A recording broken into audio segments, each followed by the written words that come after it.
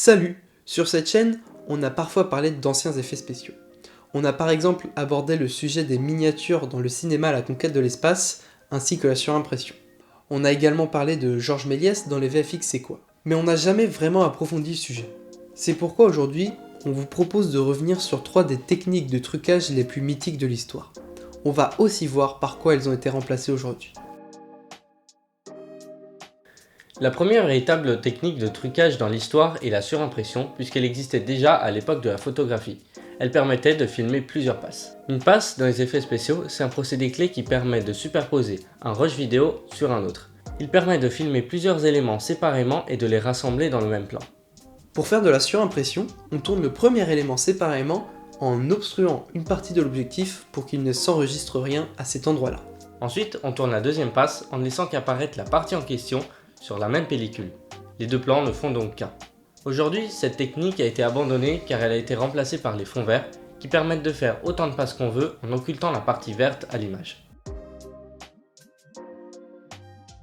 La deuxième technique VFX ayant eu une importance capitale dans l'histoire du trucage est l'utilisation des miniatures.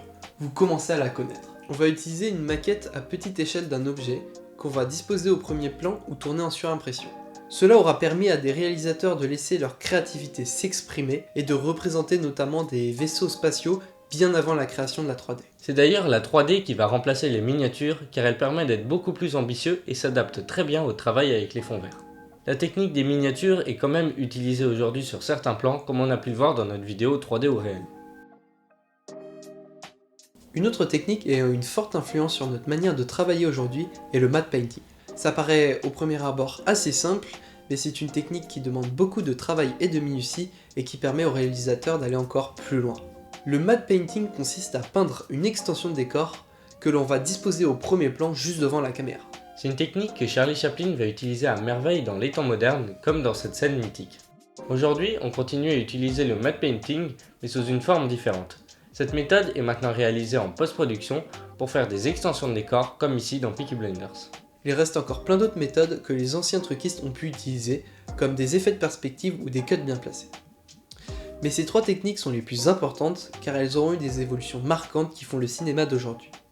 Cela nous fait d'ailleurs nous poser la question de quelles techniques d'aujourd'hui ne seront plus utilisées demain.